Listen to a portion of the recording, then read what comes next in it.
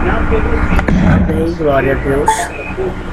Para nós é um motivo de alegria nós estarmos aqui nesta manhã, quarta-feira, dia 16 de 8 de 2017, às 5h30, vai dar 5h30, são 5h27, amém, horário de Manaus, Amazonas, Brasil.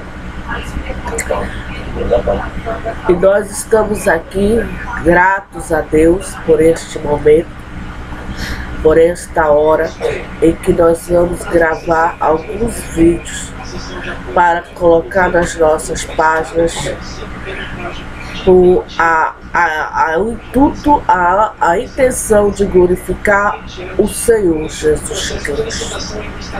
O Senhor Jesus Cristo que nos livra do tormento eterno, do castigo eterno. O Senhor Jesus Cristo que perdoa os nossos pecados, que perdoa as nossas iniquidades. E é nesse Jesus que nós não vemos agora, mas cremos que Ele está nos vendo, aleluia, que Ele está contemplando as nossas vidas, nossas tribulações, as nossas aflições, as nossas angústias, a nossa vida está debaixo dos olhos atentos de Jesus Cristo.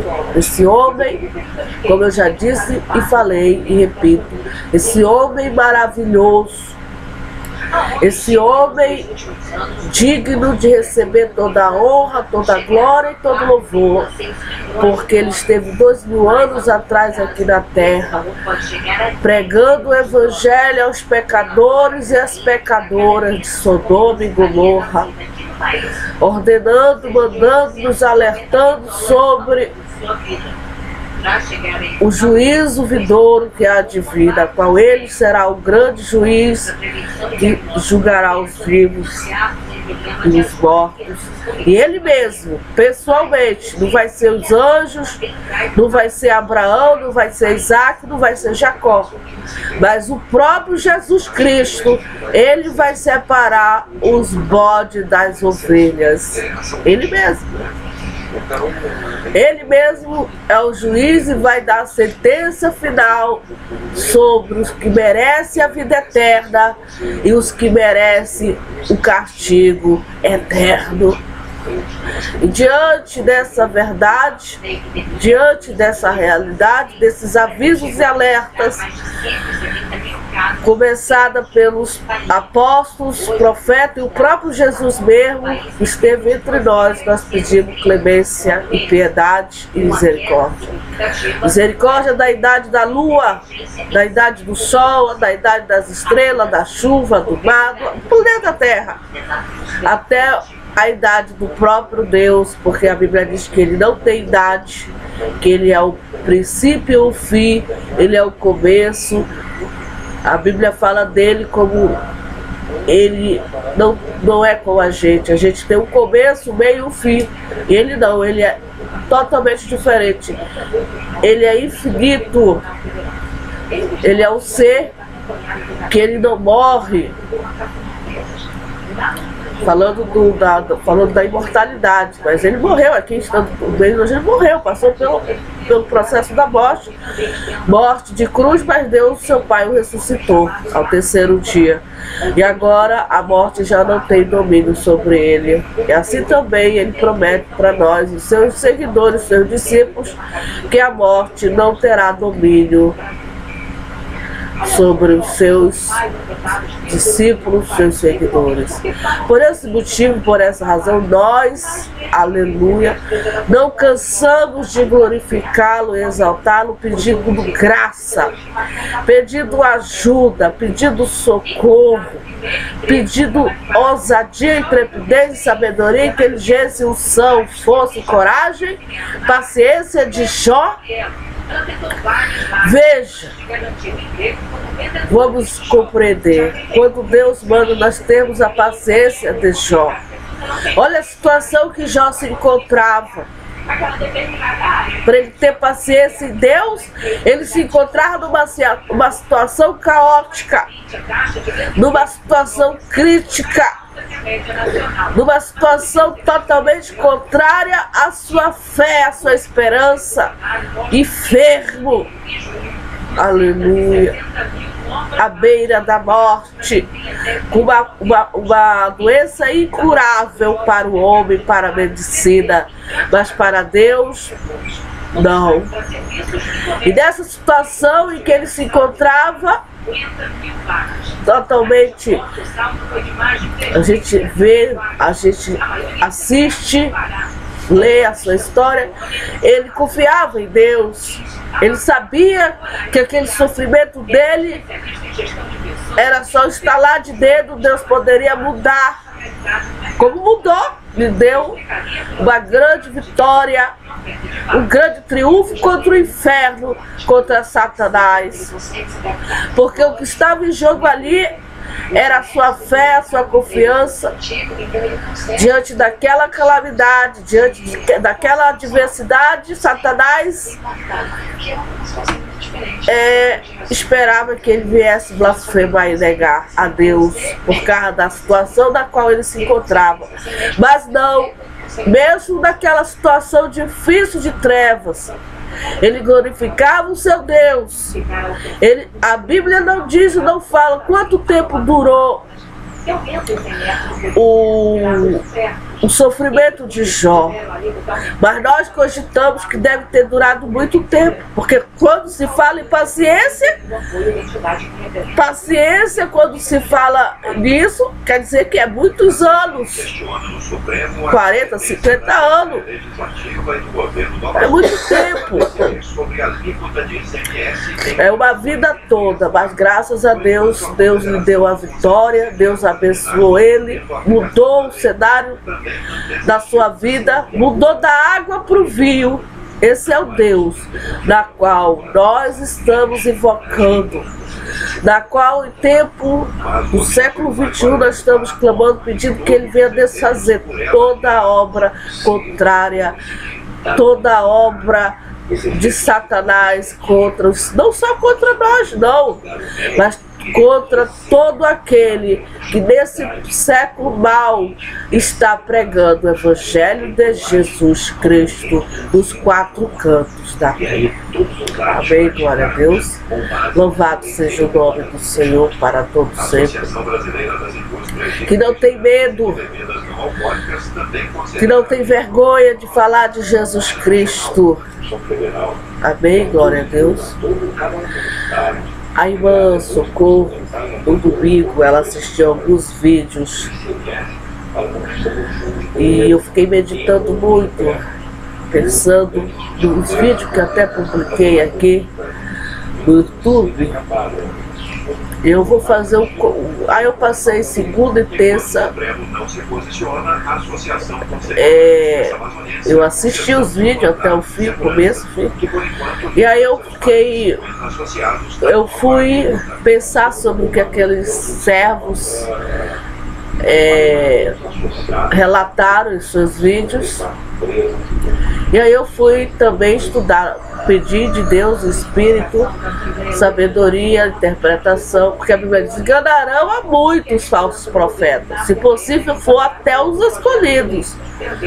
E aí eu fui ler a Bíblia, eu vi alguns vídeos sobre uma profeta aqui,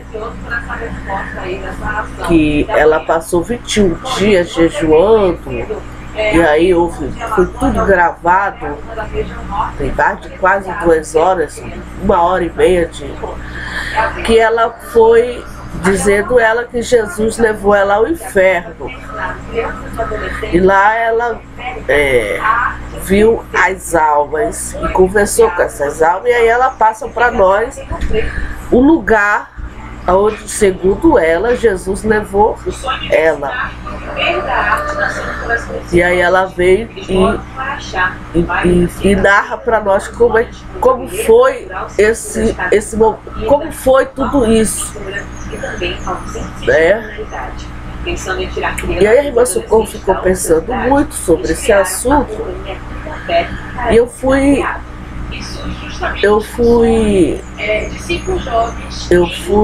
para a palavra de Deus. Eu fui para a palavra de Deus.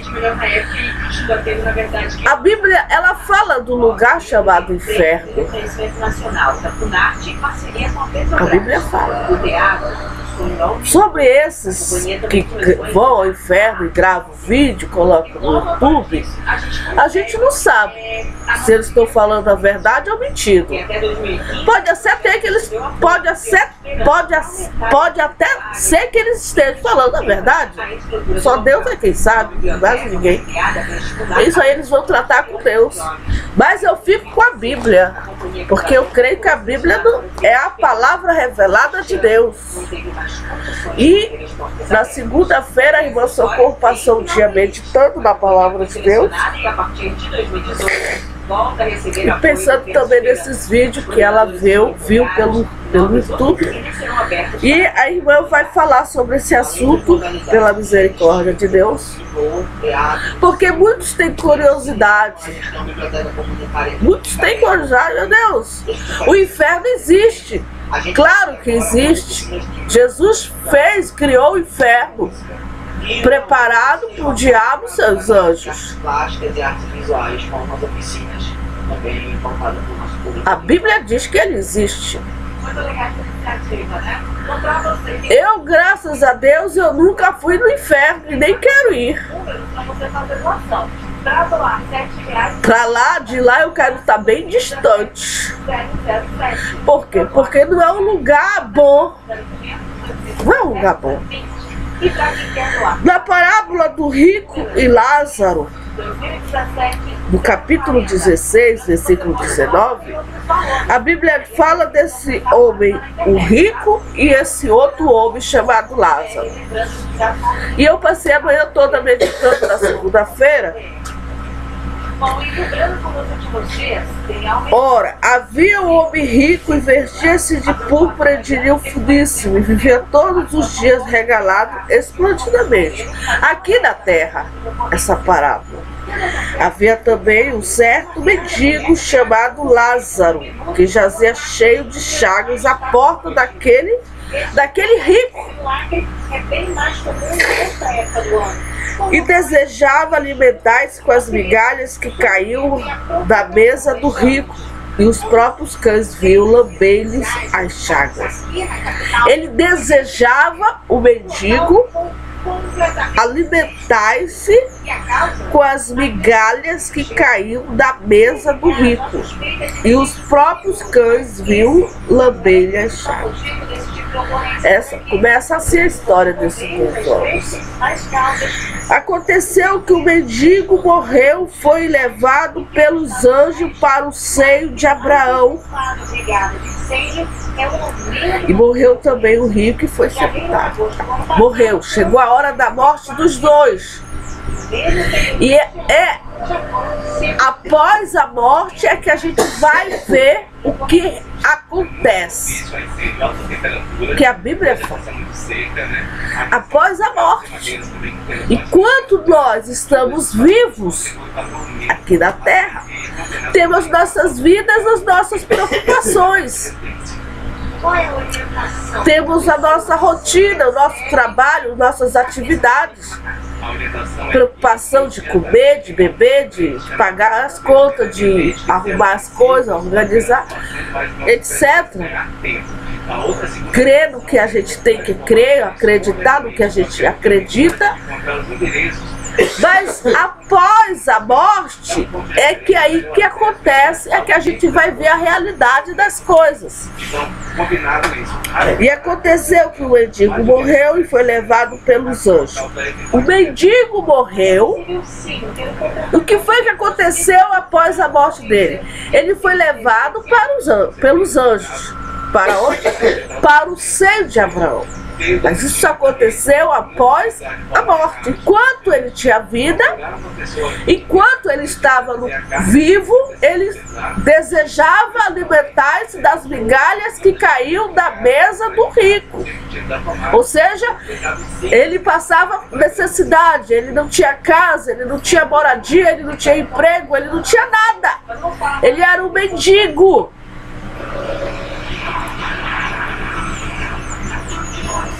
A única coisa que ele desejava era comer, alimentar-se das migalhas que caíam da mesa do rico. E você vai ver como o mapa hoje está bem diferente para todos os outros, né, na nossa região. Ele foi levado para o seio de Abraão e morreu também e foi sepultado. E morreu também o rico e foi sepultado. O rico que se vestia, que não tinha falta de nada. Ele era o que, irmã? Rico. Não tinha falta de nada. Ele tinha dinheiro no banco.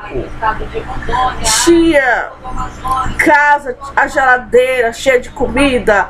Tinha carro. Ele era uma pessoa rica. Ele tinha muitas propriedades. Não faltava nada para ele. Ele era rico. Com certeza ele comia nos restaurantes, se existia restaurante, com certeza ele não ia. Ele era uma pessoa rica, não tinha falta de nada. Ele se vestia com as melhores roupas. Vestia-se de púrpura e de linho finíssimo. Daqui a Bíblia dá até linho finíssimo, roupa caríssima.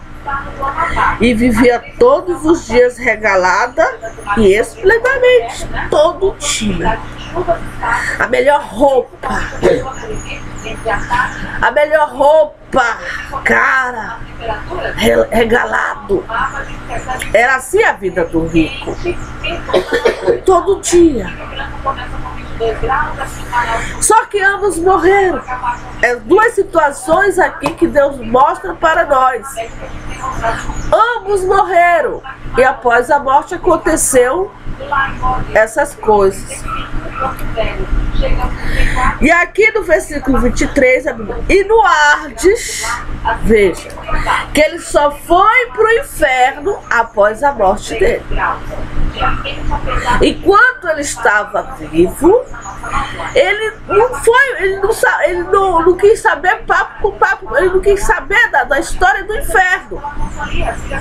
Ele só queria saber de se vestir regaladamente. Ele não queria papo com o inferno, ele não sabia. Eu creio que esse rico nem imaginava que existia inferno, ou se ele soubesse, ele ignorava todas as histórias, as aulas que os pregadores falaram para ele, os conhecimentos, etc. Mas só após a morte dele é que a Bíblia. E no Ardes, ele morreu e foi para o Ar. O mendigo morreu e foi para o seio de Abraão. Então, esse rico, ele foi no inferno. Nisso eu acredito. Ele foi não. Colocaram ele no inferno. Nisso eu creio. E da informação que a Bíblia traz sobre nós, para nós, sobre o inferno, como é esse lugar, é nisso que eu creio. Não nesses vídeos que esses irmãos, porque a Bíblia só pode ir no inferno após a morte. Uma pessoa viva pode ir no inferno? Não sei. Só Deus é quem sabe. Aqui no caso desse rico, ele só foi no inferno. A fulana foi no inferno. Agora ela vem e vai escrever um livro e vai fazer um vídeo como é no inferno.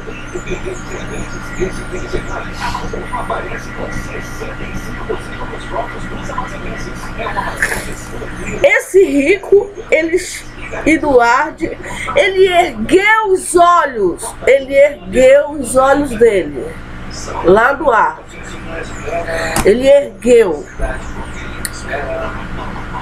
Ele ergueu os olhos estando em tormento. Estando em tormento. O rico estava realmente no inferno. E a Bíblia diz que ele estava em tormento. Tormento. Tormento. Mas ele só foi para o inferno após a morte dele. Enquanto ele vivo, ele não foi para o inferno. Ele comia, ele se vestia, ele vivia bem. Lá nós vamos entender em que momento a compulsão começa a atrapalhar a vida da gente. Até que conseguimos trazer tormento. O que acontece interno. Vamos ter doenças do médico, sobre o racismo, ciência médica, com a gente se refugiou. Tormento. Vamos estar com a gente abrir. Ilha Cabral, tormento. Já que da hora os ouvintes dos dias eram assim, sempre são mais considerados é o mais. Logo depois do bem-estar, tortura. Tormento é tortura.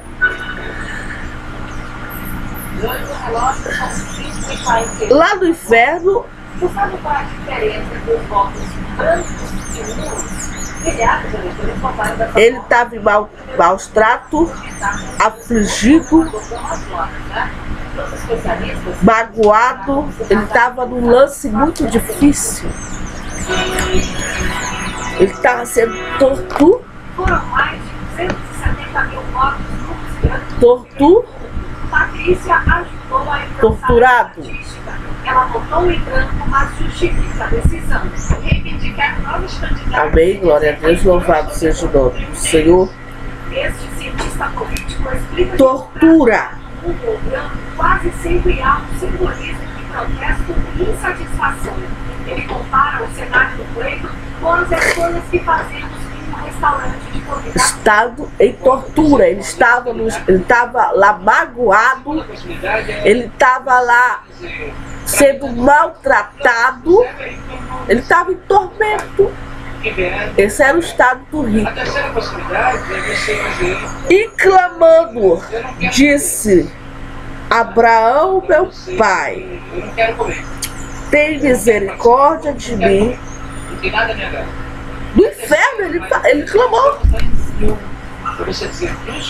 Aí ele lembrou de clamar, porque enquanto ele tinha vida aqui na terra, ele não clamava. Veja como mudou a vida desse rico. Como mudou radicalmente. Aqui na terra, ele vivia a vida dele, se vestia de púrpura, de linho finíssimo e regaladamente ele vivia todos os dias, mas ele morreu. Ele morreu e acabou a vida dele aqui na terra como um estado de rico. E foi para o inferno, e lá no inferno, no Hades, mudou da água para o vinho a vida dele. E foi transportado porque ele morreu.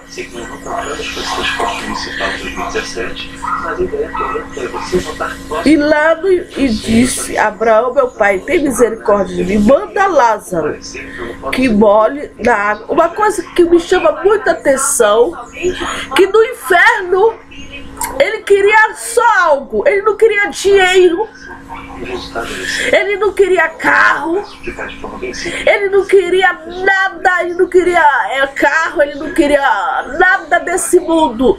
Uma coisa que me chama a atenção profundamente é que lá no inferno ele só queria uma coisa, o clamor dele. Ele queria que Abraão mandasse Lázaro molhar A gente pede tanta coisa aqui na terra. Ai, Senhor, eu quero carro. Senhor, eu quero isso. Senhor, eu quero aquilo. Eu quero uma casa. E lá no inferno ele pedia algo de Abraão. Em tormento. Ele pedia algo. Ele queria esse rico que tinha de tudo aqui na terra. Não lhe faltava nada. Mas no inferno, só uma coisa que ele pedia. Ele pedia misericórdia. Ele pedia que Lázaro, mande que Lázaro molhe na água a ponta do seu dedo e me refresque a língua, porque estou atormentado nessa chama. Era só isso que esse rico queria. Que Abraão tivesse misericórdia dele. O clamor dele era esse. E que Abraão mandasse Lázaro molhar o dedo. Era o desejo desse morto rico que estava no inferno. Isso é que me chama a atenção. Era que ele molhasse o dedo dele. Que molhe na água a ponta do seu dedo e me refresque a língua.